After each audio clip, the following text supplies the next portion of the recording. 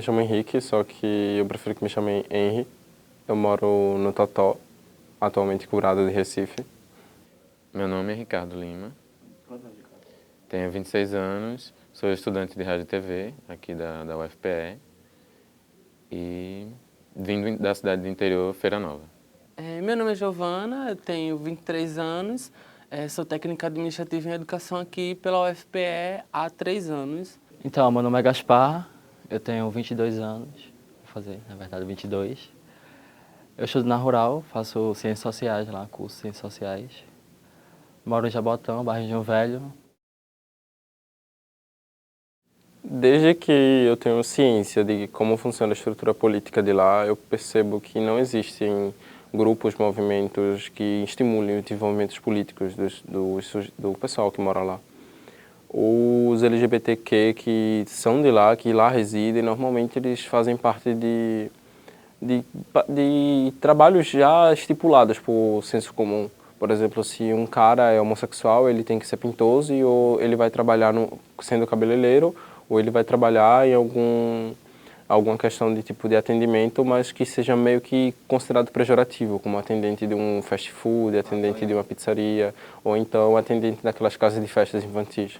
Meio que existe essa reprodução de que se você for gay, você tem que ser cabeleireiro, você tem que ocupar alguns certos espaços, ajudante de cozinhas também. Meio que se você é gay, você não pode ocupar certas funções, você não está apto para trabalhar como auxiliar em uma marcenaria, você não está apto para trabalhar sendo motorista de caminhão. Existem certas barreiras para poder se inserir no mercado de trabalho. Porque a galera lá realmente, assim, é bem assim, né? Ó, é homem, mulher, homem não pode fazer isso, mulher tem que fazer isso. Tá? Mas na minha comunidade, eu fui super bem aceita. Lógico que a gente encontra um ato ou outro isolado de piadinha, de chacota e tal, mas que eu intervenho imediatamente. Mas, de uma forma geral, eu fui bem aceita, vamos dizer assim, né? Até porque tem uma questão chamada passibilidade trans, né? Que é, no caso, as pessoas... eu vou tentar explicar de forma assim, bem clara, é como se as pessoas às vezes não me percebessem como uma mulher trans, mas sim como uma mulher cis, perdão, e isso faz com que eu seja mais bem aceita ou mais bem vista, né? Então, aquela coisa, quanto mais próximo da figura feminina, mais bem aceita se é. Se não é, tá entendendo? Então, assim, essa questão da passibilidade trans, por eu ter essa questão, eu acho que isso ajuda um pouco, mas assim, a gente sabe que a maioria não é bem assim que funciona, né? A gente sabe que acontece muito de haver a questão do preconceito mesmo, da discriminação. Eu conheço poucas pessoas na minha comunidade, elas estudam aqui na Federal, mas meio que é bem diverso. Conheço pessoas que estudam no CTG, conheço pessoas que estudam aqui no CAC, outras que estudam no Cefis, no CSSA, mas o número é bem pouco. Mas eu vejo, assim, pelo fato do ônibus, né? A gente nunca via aquele ônibus sair lotado daqui, nunca. Então, meio que existe uma carência de informações, de incentivo à participação na universidade, de se fazer uma graduação. As pessoas lá, normalmente, elas não acreditam na razão de se fazer uma universidade, uma faculdade, um curso superior. Meio que você precisa chegar numa idade, trabalhar, ser escravo do sistema, fazer uma família, ter seus filhos e pronto. No princípio, quando eu entrei lá, tinha uma travesti trans, não sei exatamente. Ela começou a estudar com a gente. Era módulo 4, que no caso era a respectiva 7ª e 8ª série. E ela, no princípio, frequentava todos os dias de aula, andava com as meninas e tal. Só que existe aquela homofobia, sabe? Aqueles comentários maldosos, existem aqueles comentários que não são diretamente na face da pessoa, que são comentados por trás. Existiam até rumores de que ela fazia ponto na BR por R$5. Então, eu acho que isso acaba desgastando a paciência daquela pessoa que está ali tentando concluir o ensino médio assim como qualquer outra e acaba expulsando-a daquele espaço. Você se sente tão agredido que você não sente motivação de continuar ali. Eu acho que tudo o que eu sei hoje em relação ao ensino, eu acho que eu fui buscar. Eu tive a ajuda de vários professores, Mas o sistema de educação pública, ela tem melhorado muito, a gente não pode negar. Mas ela ainda está muito defasada. A gente viu agora, por exemplo, essa perseguição aos professores da rede de ensino de Alagoas, que eles não podem, eles têm que falar o que o sistema quer e não o que é para ser feito na aula. Voltamos à época da censura branda. Mas a gente, quando eu fazia escola, eu vi muitos professores empenhados em ajudar os alunos. Inclusive, eu devo muito aos meus professores de língua portuguesa, que era a matéria que eu mais gostava, e eles me ajudaram muito, eles me apoiavam muito em tudo que eu queria fazer. Meus professores, eles incentivavam a fazer teatro, a gente não tinha na escola. A gente conseguia em projetos de ONGs que existiam na cidade ou na região. Debater esse tipo de coisas na sala de aula, no cotidiano, na comunidade, é muito importante para a construção social dessas pessoas, para que elas não possam reproduzir tantos preconceitos, para que elas possam se formar enquanto cidadãos, elas aprendam a respeitar as outras pessoas. E a gente vê que nos dias de hoje existem várias pessoas da oposição querendo diminuir os nossos direitos, diminuir. Falo nossos quando me refiro de modo geral, assim, à comunidade LGBTQ. Eu acho que seria imprescindível assim, o debate de gênero. Não é uma doutrinação, como muitas pessoas alegam ser, mas é uma questão de, tipo, de conscientização da massa. É preciso você conscientizar as pessoas para que elas sejam mais humanas, mais cidadãs, que elas compreendam que não existe diferença nenhuma de uma pessoa hétero, cis normativa, de uma pessoa transexual, travesti. Eu acho que é fundamental, acho que a maioria dos problemas que a gente tem hoje na nossa sociedade passa pela falta de uma educação básica de qualidade. Né? A gente é notório que nos últimos anos a gente tem um melhoramento do ensino superior, um investimento, né, maior, uma abertura inclusive da universidade, a universidade vem se tornando mais plural, né, com a questão das cotas e tal, mas assim, não adianta a gente abrir a universidade, não só abrir a universidade para receber essas pessoas se a gente não tem uma educação básica que prepare, que dê um embasamento para essas pessoas. E aí onde entra a importância fundamental da discussão e das questões de gênero no ensino fundamental e ensino médio, que infelizmente a gente tem projetos de lei sendo aprovados a nível estadual, inclusive em Alagoas, aqui em Pernambuco a gente também já tem alguns projetos que querem barrar essas questões, né? Então, assim, a gente só vai ter, eu acho que é retrocesso mesmo, acho que não tem outra palavra, é retrocesso, é nadar contra a corrente, é a gente desconstruir muito que a gente vem lutando para tentar alcançar. E assim, a gente tem que, a educação acho que é o que vai salvar a nossa única e última esperança, é a educação, né? Tudo passa pela educação. Então, a gente tem, lógico, melhorar a educação básica.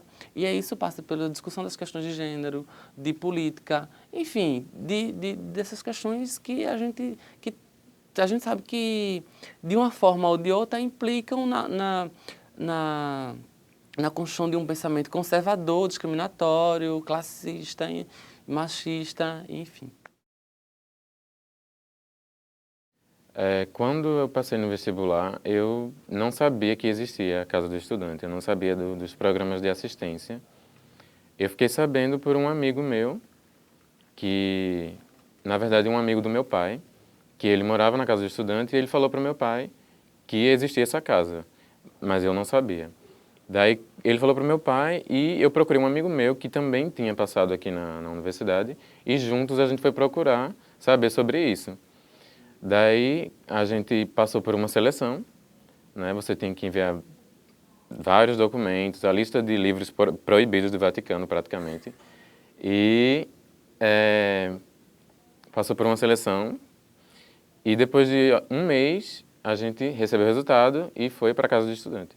Ainda mais com esse acesso de 50% dos cotistas, o que é um grande avanço para a universidade. Reconhecer que a partir de agora a gente vai ter mais negros na universidade, a gente vai ter mais gente de periferia ocupando as cadeiras de sala de aula, e isso vai ajudar muito, tanto na formação dos profissionais quanto na formação do próprio Brasil. Na questão da universidade oferecer subsídios, ela oferece, a gente não pode negar que ela oferece. Tem aí os programas de assistência que correspondem ao PNAES, que é o Plano Nacional de Assistência Estudantil. Só que, ultimamente, o que a gente tem visto é que essa oferta tem sido maquiada. Ela não tem cumprido com o seu papel de assistência. Porque ontem, por exemplo, saiu o edital para assistência com níveis de oferta. Por exemplo, a Bolsa Nível 1, se você ganha X, se você tem X renda per capita, você vai ganhar R$100. Eu acho isso uma humilhação, eu acho isso um absurdo a universidade se passar a esse papel, se prestar a esse papel. Quem é que vai participar de uma seleção absurda, como a gente participa, para receber R$100 de bolsa? Eu acho isso ridículo, eu acho que a universidade está fazendo um circo com a gente. Eu acho a diversidade do CAC ela muito seletiva. É diverso aquilo que eu quero que seja. Até dentro do próprio curso, dos próprios trabalhos acadêmicos que a gente participa, a gente vê que tem uma seletividade. Você só vê gente branca e heterossexual fazendo N trabalhos aí que eu não vou citar. Veio na língua agora para falar alguns trabalhos, mas eu vou ficar na minha. A galera só precisa saber que existe essa seletividade dentro da diversidade do CAC. A gente não tá paz em canto nenhum, a gente não tem paz em canto nenhum, é sempre guerra diária, né? Tipo, todo canto tem a segregação, todo canto tem os machos, né? Com as homofobias, transfobias, segregando. Se dizem de boas, né? Muitos dizem assim, né? Às vezes quando a gente chega lá, assim, conversando entre si, porque a gente, assim, né? As pessoas que se excluem, né? Porque, assim, o que me impediria de ir até você, de sentar até você, né? A sua cor, o seu estilo, né? E aí, a gente chega lá, né? E aí, às vezes, rola papo, assim, que eles falam assim, não, a gente não é machista, a gente não é homofóbico, mas os assuntos, as conversas, as piadas, eles insistem em fazer ainda. E aí rola muito, assim, essa segregação. Assim, a gente vive numa guerra e lá não tem muito... Lá a gente não tem muito trans. Tem travesti, mas não tem, assim... E são poucos, né? Mas tem muitos gays. Os gays também lá não se unem. Lá não tem nenhum representante LGBT lá. É realmente o centro que mais diversidade tem. Porque mas não, infelizmente, não é um centro que mantém diálogo entre ele mesmo. Existe meio que uma divisão. As pessoas elas não se envolvem socialmente com as outras. Existe muito receio. Existe uma classe, digamos assim, inferior que não se envolve com a classe superior. E isso enfraquece porque isso reproduz e vai continuando a reproduzir esse senso comum que diz que as pessoas devem se separar. Também existe muito a classificação por estereótipos. Muitas pessoas elas são julgadas por como elas se vestem, por como elas andam. Eu acho que é importante a gente colocar essa questão, porque eu, por exemplo, eu nunca, em nenhum momento da minha existência, enquanto eu tenho noção de que eu sou um ser, né, pensante, eu me lembro de eu ter sentido em algum momento atração por mulheres, por exemplo. Então, eu sou uma mulher trans, heterossexual, porque eu me sinto atraída por homens, né? Então, assim, acontece que isso é muito relevante. Porque, então, assim, fui criada no interior, zona rural, onde não se tinha energia elétrica. O único aparelho eletrônico que a gente tinha era um radinho de pilha que só podia ligar o de manhã, meio-dia ou à noite para ouvir os noticiários, porque senão a pilha acabava e a gente não tinha nem onde comprar. Então, assim, a gente não tinha tanto acesso, eu não tinha pessoas trans, homossexuais no meu convívio e eu já me identificava como.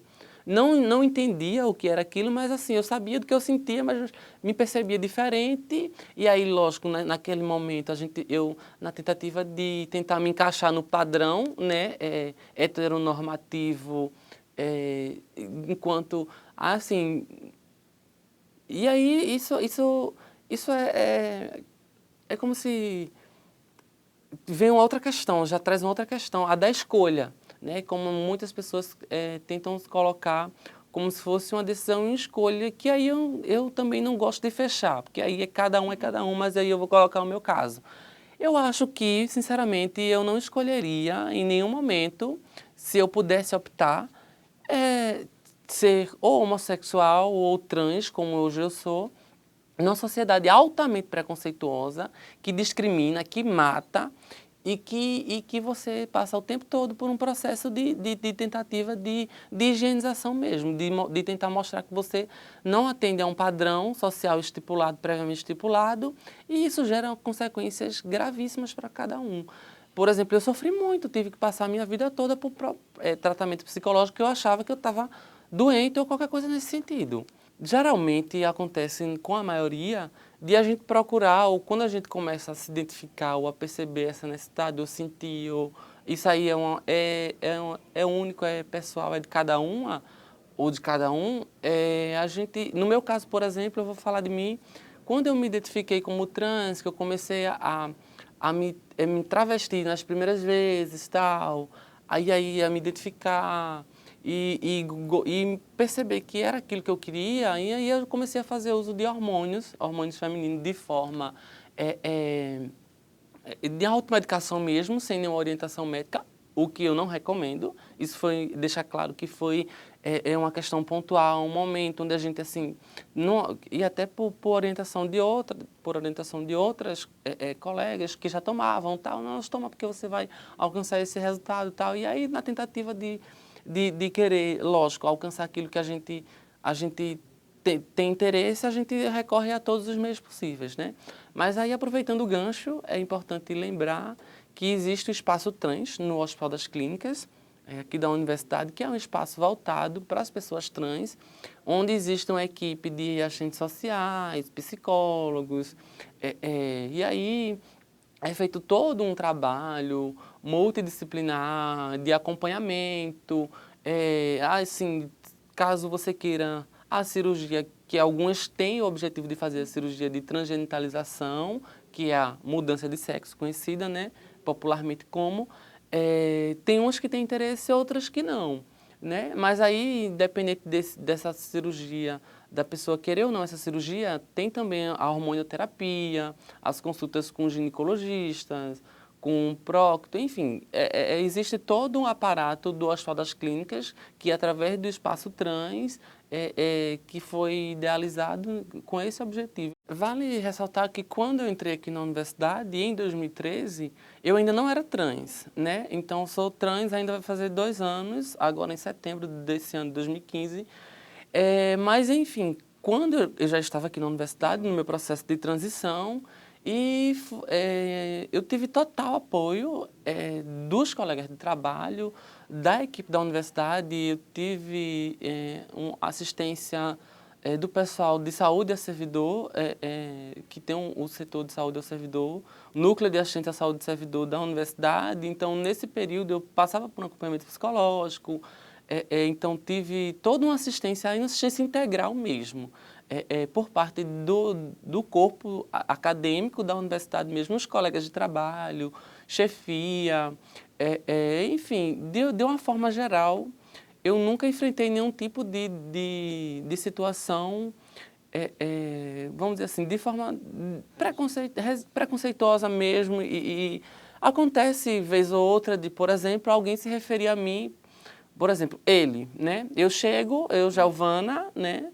Figura feminina, chego num setor, até funcionários mesmo, aí nesse momento eu corrijo, né? Então, assim, geralmente as pessoas não se opõem, às vezes se desculpam, mas acontece, né? Acontece, mas assim, de forma assim, resistente mesmo, e de forma insistente, não. Por mais que se tenha um interesse de alguns em abrir esse espaço, em proporcionar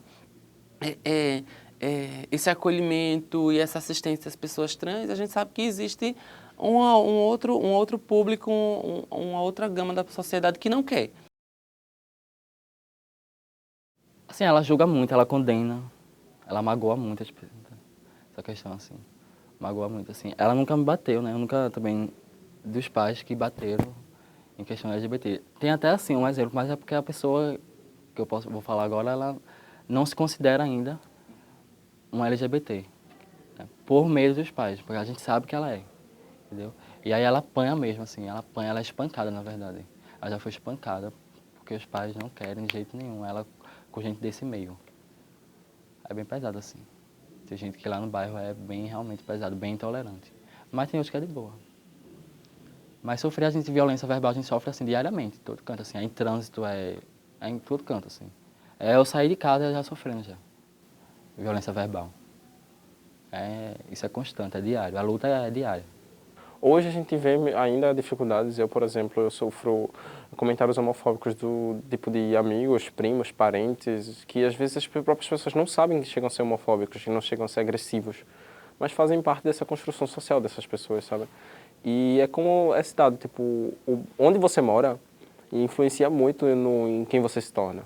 Porque se você cresce num bairro onde a aceitação é mais natural, onde você não corre o perigo de teus vizinhos te agredirem no meio da rua porque você está diferente, porque você usa um short curto, porque você usa maquiagem, porque você se monta, porque como estavas comentando, é muito fácil você sair da sua casa montado, subir num táxi e descer na festa na qual você vai. Só que aí você imagina você ter que subir no ônibus, transporte coletivo montado, aturar aqueles olhares degradantes, ouvir comentários, porque você vai ouvir comentários. E é bem complexo. No meu bairro, por exemplo, existem muitos gays, muitos de todos, digamos assim, todos os círculos sociais. E existe o seguinte, existe já uma construção social do que você tem que fazer quando você é gay. Se você é gay, você normalmente é expulso de casa. Ou seja, só porque você é gay você vai ter uma vida mais difícil, porque as pessoas não vão lhe olhar com aqueles olhos. Você é gay, você tem que ir uma de dois. Ou você vai se prostituir para poder se sustentar, ou você vai morar com alguém mais velho, que também é gay, para poder lhe dar um suporte. Normalmente as pessoas homossexuais do meu bairro, elas são isoladas da família. Às vezes moram na mesma rua, mas não se falam. Porque a propagação dessa cultura cristã que diz que ser gay é pecado é muito forte. Inclusive eu enfrento ela na minha família e por mais que minha família faça vista grossa, eu percebo que existe toda uma tentativa de querer me desconstruir, no pior sentido possível dessa palavra. Existe uma tentativa de tentar me fazer enxergar como se o que eu faço fosse uma agressão ao que Deus quer na gente. E isso eu vejo muito, não só em mim, mas eu vejo muito isso na comunidade como um todo.